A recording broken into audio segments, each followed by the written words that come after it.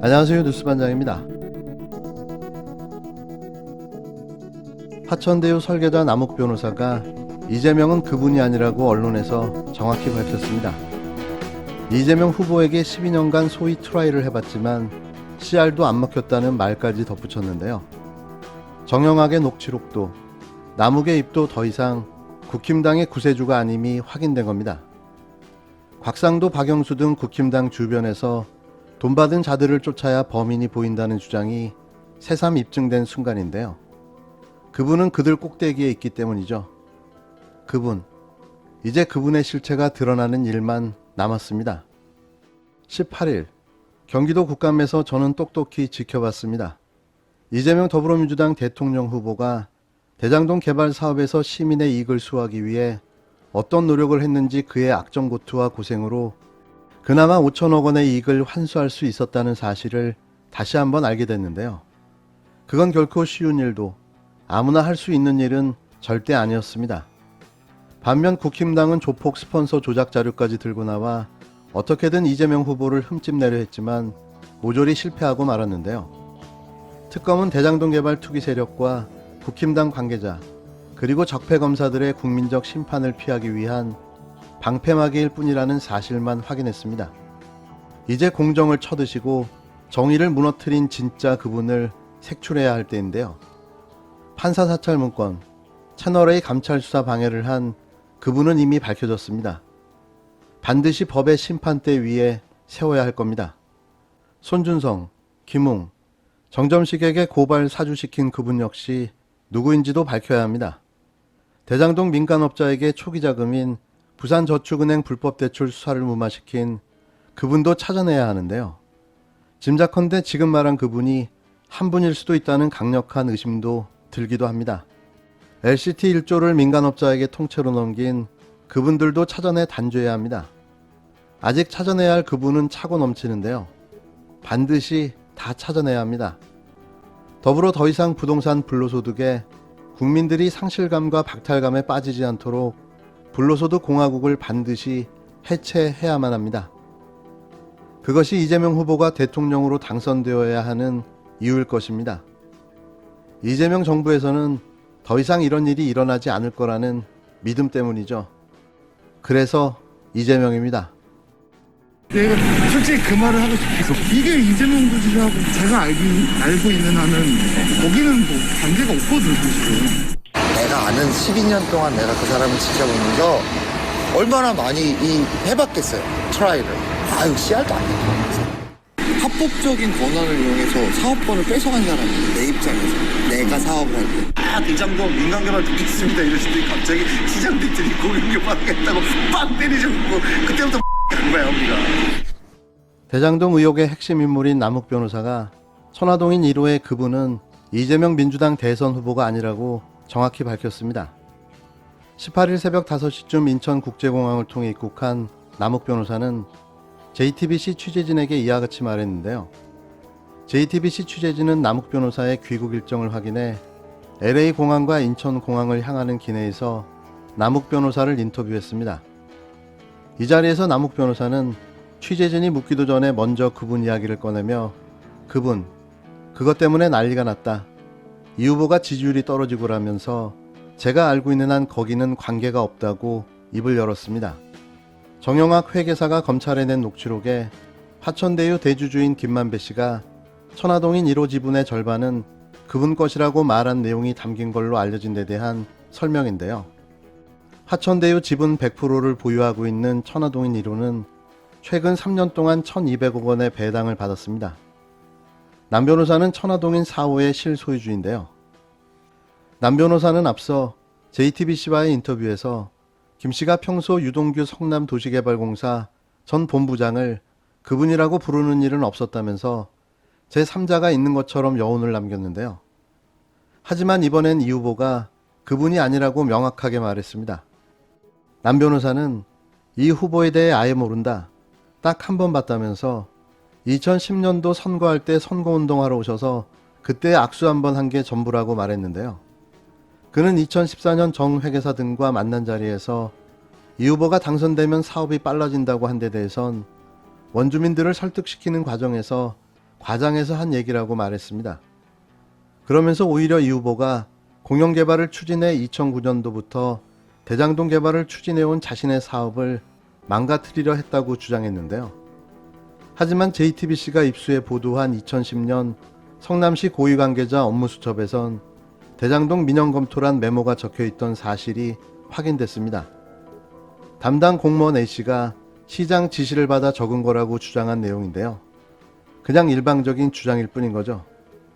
이후 민간업자인 남 변호사 등은 유 전 본부장이 영향력을 행사하던 성남도시개발공사와 함께 민간 공동개발을 준비했습니다. 남 변호사도 1,000억 원이 넘는 배당금을 받았는데요. 남 변호사는 취재진에게 대장동 개발 사업에 쓴 돈에 대한 이야기도 꺼냈습니다. 그는 비용을 300억 이상 썼다며 이자까지 하면 세금까지 쓴 건 아마 600억 원이 넘는다고 말했는데요. 그러면서 돈을 누구에게 썼는지 입증할 수도 있는 자료가 있다고 주장했습니다. 다만 합법적으로 줬다는 점을 강조했는데요. 남 변호사는 또 자신이 2015년 구속됐다 풀려난 뒤 대장동 개발에서 배제됐다고 주장했습니다. 사업에 배제되었고 어떻게 1,000억 원이 넘는 돈을 배당받았는지 묻는 말엔 자신의 지위 때문이라고 답했는데요. 남 변호사는 사업권이라는 게 되게 무거운 것이라며 그것 갖고 나쁜 마음을 먹으면 새로운 사업자는 사업을 못하게 되어 있다고 말했습니다. 2009년부터 땅을 사들여 사실상 사업권을 갖고 있기 때문에 김씨 등이 자신을 무시할 수 없었다는 건데요. 남 변호사는 대장동 의혹이 불거진 이유에 대해선 배당 이익을 나누는 과정에서 불거진 이권 다툼 때문이라는 입장을 다시 확인했습니다. 그는 정 회계사는 절대 남의 돈을 뺏지 않는다며 대신 뺏기는 걸 싫어한다. 나머지 사람들이 다 뺏어간다. 그러니까 싸움이 난다고 했는데요. 그러면서 김씨 등이 돈을 요구하며 정치권 등의 로비를 해야 한다는 이유를 댔다고 주장했습니다. 남 변호사는 난 이렇게 돈을 썼다. 형들 돈 하나도 안 내지 않았냐. 그러니까 그 50억 클럽이 나온 것이라고 말했는데요. 그러면서 현재 정 회계사와 연락이 닿지 않고 있다고 말했습니다. 남 변호사는 검찰 수사관이 체포영장 집행에 나서자 검찰이 긴장을 더한 것 같다며 여유 있는 모습을 보이기도 했는데요. 검찰은 남 변호사의 휴대전화 2대를 현장에서 압수해 분석 중입니다. 이래도 이재명 후보가 대장동의 몸통일까요? 남 변호사의 증언으로 더 이상의 의혹은 그만 끝내야 할 텐데요. 이들이 가장 두려워하는 건 이재명 후보가 대통령이 되는 게 아닐까 싶습니다. 생각만 해도 그들에겐 끔찍한 일이 될 테니 말이죠. 경기도 국감에서 지금까지 국감에서 보지 못했던 정말 사상 초유의 국감 증거 조작, 자료 조작 사진을 보고 경악했습니다. 그런데 지금 제보가 들어오는데 이 사상 초유의 이 추악한 공작 정치에 국민의힘이 조직적으로 공모했다 이런 제보가 지금 들어와요.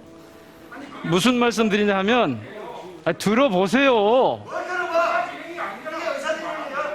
지금 국감장을 이렇게 더럽힌 민영배 의원님, 예. 김용판 의원이 더더구나 저 의사진행 발언이니까 경찰을 다루는 잠깐 이 국감장에 멈춰주시고요. 있을 자격이 없다. 따라서 사보임을 해야 된다. 정리하겠습니다. 예. 이렇게 생각합니다. 손바닥으로 하늘을 가릴 수는 없다. 실체는 명백하다. 그것은 지금 이래 돈다발로 이렇게 문제를 제기하지만 이 본체는 그걸 박철민이가 제시한 그 진술서의 진정성이 있다. 이거는 조만간 밝혀진다. 시간 해결해 주니까 우리 민영배 의원님 걱정하지 마시고 기다리시면은 걱정하지 마시고 수사가 진행될 거니까 다 밝혀지 지켜보시면 된다. 그래 말하면 됩니다. 예. 단지 말하는 것은 사진 그 한 장으로 전체를 덮으려고 그러고 국민을 호도시키려는 자세는 적절치 않고 그거는 소화적 발상이다. 정말 만천하에 오히려 고백을 하고 이해될 사안이다. 그런 말씀입니다. 이상입니다. 예. 네. 끝으로 지난 18일 경기도 국정감사에서 조폭이 이재명 후보에게 돈을 줬다는 증거로 제시한 사진이 큰 논란이 됐었는데요. 이후 그 사진의 당사자가 자신의 돈 자랑을 위해 사용한 사진으로 밝혀져 허위 폭로를 한 김용판 국힘당 의원이 국민과 여론의 문매를 맞고 있습니다. 하지만 일각에선 2015년 돈을 줄 당시 찍어놓은 사진을 지금 공개한 것이 아니냐는 의혹도 제기하고 있는데요. 하지만 이도 씨알머리도 안 먹힌다는 사실이 확인됐습니다. 해당 사진에 나오는 롯데 스카이라운지라는 카페는 2018년 8월 4일에 오픈한 걸로 확인됐는데요. 이전에는 스카이 팡세라는 이름의 카페가 그곳에서 영업 중인 걸로 확인됐습니다. 이건 김호준 총수가 사진을 확대 축소해가며 찾아낸 특종인데요. 정작 이런 걸 찾아서 보도해야 할 기자들은 받아쓰기만 하고 있었던 거죠. 김 총수의 지적대로라면 그 조폭이 2015년 이재명 후보에게 돈을 주면서 찍었다고 주장한 사진은 허위 사실임이 밝혀진 겁니다. 설마 미래로 가서 미리 돈을 전달해줬다고 하지는 않겠죠. 김용판 의원은 뒤늦게 사진의 진위 여부를 확인하지 못했다며 착잡하다는 심경을 밝혔는데요. 당신을 바라보는 국민들이 더 착잡합니다. 명함에 나오는 카페 롯데 스카이라운지요. 그 카페가 그 위치에서 그 이름으로 오픈을 한 것은 2018년 8월이에요. 2015년에 2018년 8월은 사실은 성남시장 임기가 끝난 그렇죠. 이후고 성남이 아니라 경기도지사 시절이에요. 네. 그런데 이제 이 사진을 3년 전에 찍었다고 그리고 나서 페이스북에 3년 후에 올렸다고 할 수도 있잖아요. 그래서 제가 그 카페가 언제부터 그 자리에서 오픈했는지 찾아봤더니 2018년 8월 4일 날 재오픈한다라는 페이스북, 본인 페이스북에 공지글이 있습니다. 근데 그 직전에 그 자리에서는 스카이 팡세라는 카페가 영업을 하고 있었어요. 주인이 똑같은데 재오픈을 한 건지 스카이 라운지, 롯데 스카이 라운지라는 카페를 다른 데서 하다가 거기서 재오픈을 한 건지는 모르겠으나 그 주소에 있는 그 건물의 8층에서 스카이 라운지가 오픈한 것은 8월 4일 이후예요.